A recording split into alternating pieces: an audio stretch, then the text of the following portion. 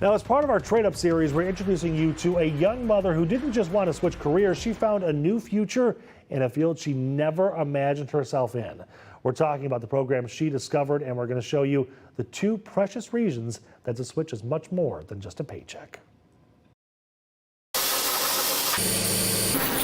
This is OCC's CNC training lab in Auburn Hills. And for Bria Roberts, it's where everything changed. I used to go to high school in Oxford High School, and I did an OTEC campus there, and I ended up graduating and having two of my kids, and I stopped that, went into retail, went into customer service, and didn't really like it. She found OCC's short-term CNC program through Michigan Works. About 6 weeks later, she landed a job at Williams International, a company that builds military and commercial turbine engines. They ended up having a career fair or something down here, and I ran into the apprenticeship person that actually is over the apprenticeship at Williams, and I walked up to him. I am not a talker.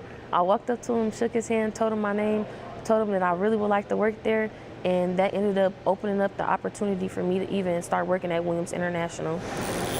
Bria admits this isn't a career she ever pictured herself working in. I can say I did not imagine I would be doing something like this, honestly, because I come from a huge family of entrepreneurships, so I didn't think this would be like my path. So just what is CNC? Joe Petrosky runs workforce programs at Oakland Community College. CNC machining, computer numerically controlled machining, kind of one of those backbone type things. It's the people that make things. It's the backbone of manufacturing. So it's a good career path. As you see the on button, the cycle start. Bria's story is a perfect story. So her job turned into an apprenticeship. So she's working full-time, she's earning good money while she's working full-time, but she's continuing to go to school, work towards a larger certificate, gain more skills. So it's a great story that this program can get you in, and it can excel and launch your career within a good career pathway. So where do you see yourself in 5 years? I see myself being an engineer for sure. But her biggest goal, Oh, they are adorable. showing her two little girls what's possible. It's been times where I wanted to give up, and I think I'm teaching them, and I'm being that superwoman for them to let them know that they can do anything they put their mind to. Well, you just saw him there, and now we get to see more of him. Joe Petrosky with Oakland Community College. Thank you so much for being here. That story highlights some critical importance factors there. Number one, that you can completely rebuild your career path if you'd like to. And number two, that you can support a family on the wages and salaries made in these types of jobs. Absolutely. They're great jobs. All of our programs are designed to go into areas where there's in-demand jobs with it, and where there's good paying careers. And it's really a starting point. So in Bria's case, she took that CNC machine operator program 5 weeks, 40 hours a week, Monday through Friday, so very intense. Yeah. You know, it combines the instruction with hands-on classroom in that lab. You saw the lab on the film, with industry interaction and field trips and all that career support. So it's designed to get you a job and get you quickly, but to open up a pathway so you can continue on, just like Bria, going into a formal apprenticeship or continue your education and launch your career and keep it going. You know, when I see videos like that, the first thing that comes to mind is that there probably are a lot of people hesitant to go into that field because it seems scary, right? It's intimidating when you see those kind of robotic machines and CNC. Is it difficult? Is it something that you can learn over time? You can, and that's what these programs are kind of designed to do. Because you're right, it can be intimidating. It scares the heck out of me. Yeah. Like I'm going to press the wrong button and someone's going to fall over here. It's hard to get in here and do tours these days in machine shops and those things. And this actually does that. So it introduces you. You do some field trips. And in Bria's case, she knew she wanted to go into the machine tool side and do machining. Right. If you're not quite sure of that, we also have like a pre-apprenticeship program. It takes it a little bit broader. So it could go into HVAC, or it could go into machining, it could go into robotics, could go into welding. Those type of programs are available too, to kind of explore a broader a selection of trades. Yeah, well, that was actually my next question for you, is that going into a field like that, when you understand and kind of get that foundation level learning, it seems like you can take that and apply it to almost any manufacturing facility out there right now.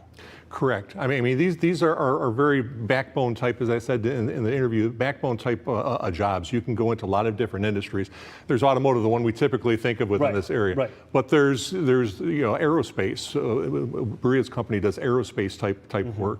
There's consumer products. We just started a new project with the Navy with building submarines. So I mean the Navy's looking for people that build submarines. It's a critical shortage around the country. So you can take these into a lot of different areas. I've heard from a lot of people who are a little older, they're not high school age or college age, and they're in their late 20s, early 30s. And when they talk about redefining their career path and changing completely what they have done, again, there's a lot of hesitancy because they just don't think that they can learn it. They don't think that that's for them. Is that your experience, and can they change? We see that a lot, and you'll find, your local community college, Oakland Community College, one of them, we're a great resource for doing that because so many of our students are changing careers. I did this for a while.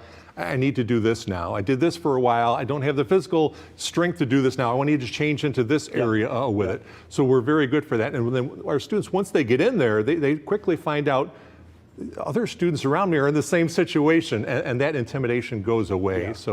Yes. When the phrase blue collar or skilled trades is mentioned, a lot of people automatically assume hard labor, backbreaking kind of work, and some of it absolutely can be.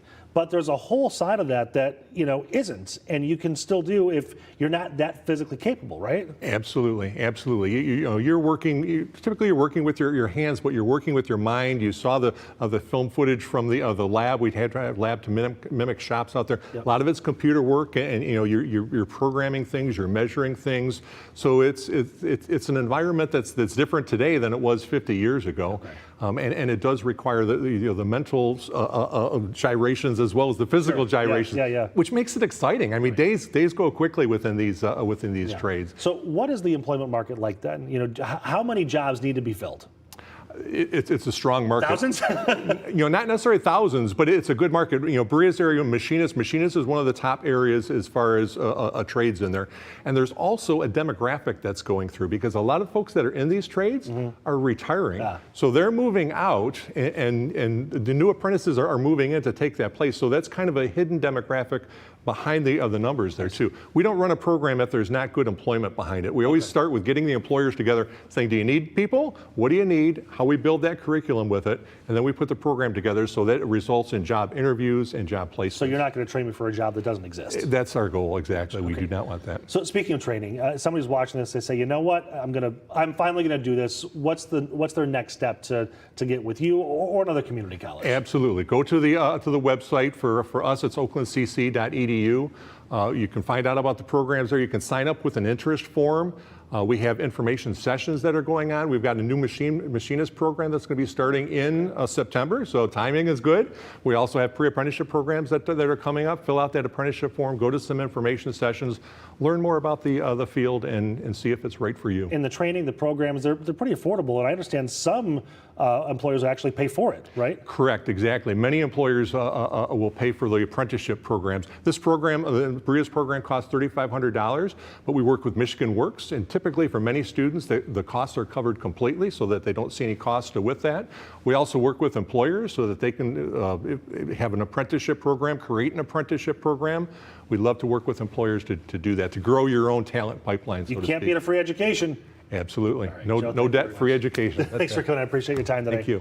All right, when we come back, we're going to have more discussions about not only Trade Up and the people programs and businesses offering inspiration and training for anybody thinking about those jobs, but we'll also have a deeper dive into that field, along with the QR code there on the, I keep going the wrong way. Everything's mirrored. On your left-hand corner, it's my right.